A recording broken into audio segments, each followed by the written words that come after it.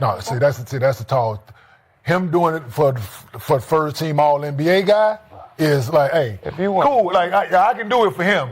If you want, but you asked me to take a backseat to him, like, if you want to win, we ain't gonna be able to do that one. Like, you gotta, I'm gonna get that shot before him. LeBron also pointed out you shoot 50% at this age, like hitting open shots, doing what you do. Yeah. Shoot the three ball. You ain't gotta carry the game. All of those things, yeah. Nick, all of those things are absolutely what you're saying. Yeah. But he's not taking the back seat to Austin Reaves doing none of those things that you said. Hell. The man known as Lemon Daddy. I'm talking. One of them got to figure it out. That's why they losing. One of who? Luka losing what? They're third or LeBron. No, it ain't one of them. You know who it is. But that's why. Huh? Yeah. It ain't a question who it has to be. And since he said that, hopefully he's been his game, and he has to if he want to win. For him, bend his game for 77. But you gonna have that was a question asked to LeBron. How they need to bend their game for each other. LeBron was quick to say, "No, we don't need to bend our game for Luka. Luka doesn't need to bend his game. We bend our game for him. We will bend our game for Luka. He is the franchise player, the face of this franchise. So they didn't ask him like, "Hey, you gonna bend your game for AR?" But that was a part of the question of all three. He went on to say that they hadn't he was hoping to get this summer and obviously training camp time to work with all three of them and figure out that chemistry. Yeah. We're not able to do that as he battled the sciaticas. And then, no matter if they could have been able to work through it through preseason, training camp, all those things, yes. AR still number 3. So I don't.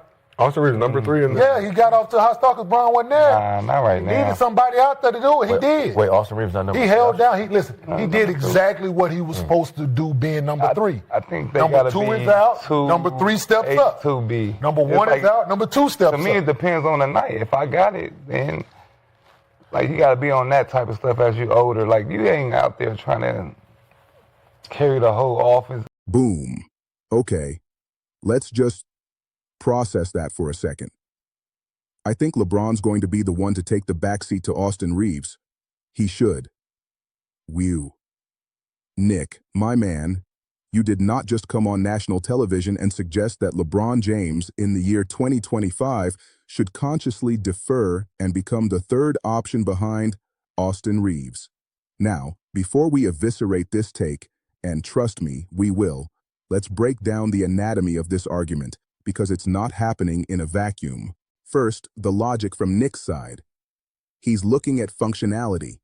He points out the Lakers play better when one of their 3 stars is out. When it's just LeBron and Luka, they're on their day-dog side. When it's just Luka and Reaves, they're winning. The problem, in his eyes, is when all 3 are on the floor together, the chemistry is off. Someone's rhythm gets disrupted. And since Luka is untouchable as the franchise engine, and Reaves is the younger ascending player who's been carrying a massive load, the logical sacrifice, in a cold team-building sense, is the 41-year-old future Hall of Famer. It's about sacrificing for the greater good, for the future.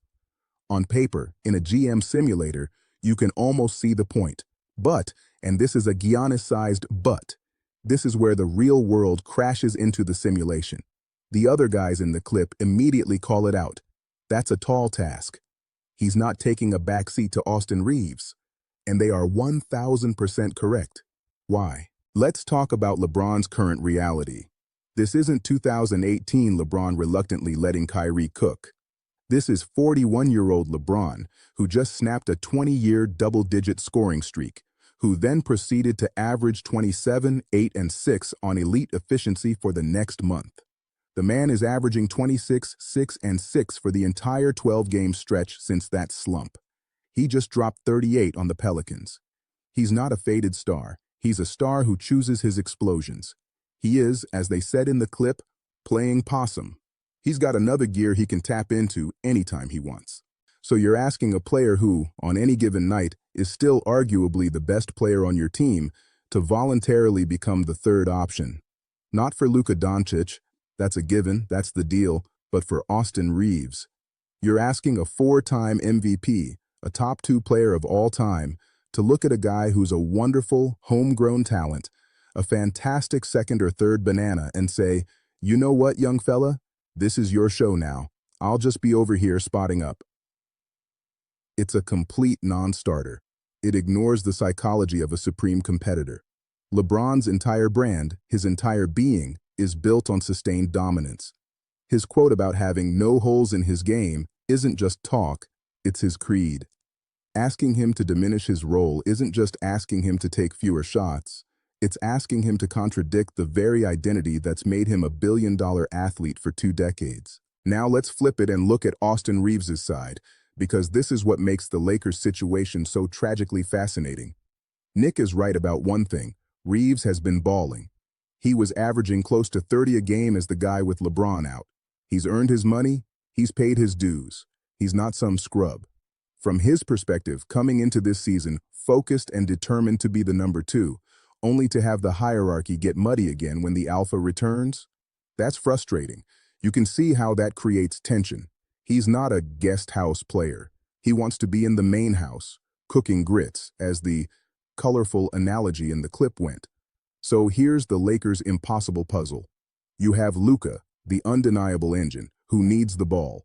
You have LeBron, a diminishing but still nuclear-powered engine, who is most effective with the ball. And you have Reaves, a super-efficient hybrid engine booster, who also needs the ball to be at his best. There are only so many possessions. J.J. Redick calling himself the catcher to LeBron's pitcher is revealing. It means even the coach is negotiating LeBron's involvement night by night. That's not a sustainable system for championship contention. That's managing a legacy. The brutal truth Nick's take hints at but doesn't fully embrace is this. For the Lakers to be true contenders with this trio, the adjustment cannot just be LeBron taking a back seat. The adjustment has to be systemic. It has to be a reimagined offense where LeBron morphs into a full-time, low-post elbow facilitator and elite floor spacer for large stretches, conserving his energy for defensive possessions and clutch scoring. And Reaves has to become a relentless Ray Allen-style mover without the ball to complement Luka's and LeBron's playmaking. But asking for that is asking for a basketball revolution from 2 players set in their ways. That's why this clip is so explosive. It's not just a hot take. It's a spotlight on the core, unsolvable conflict that might very well define the Lakers' season. The clash between legacy, pride, and the ruthless practical demands of building a winning team around a new king. What do you think? Is Nick Wright a visionary seeing the necessary, painful future? Or is he completely ignoring the reality of who LeBron James is? Let me know in the comments. I read every single one. And if you want more breakdowns like this, smash that like button and subscribe. We're building an amazing community here. Thanks for watching, and I'll see you in the next one.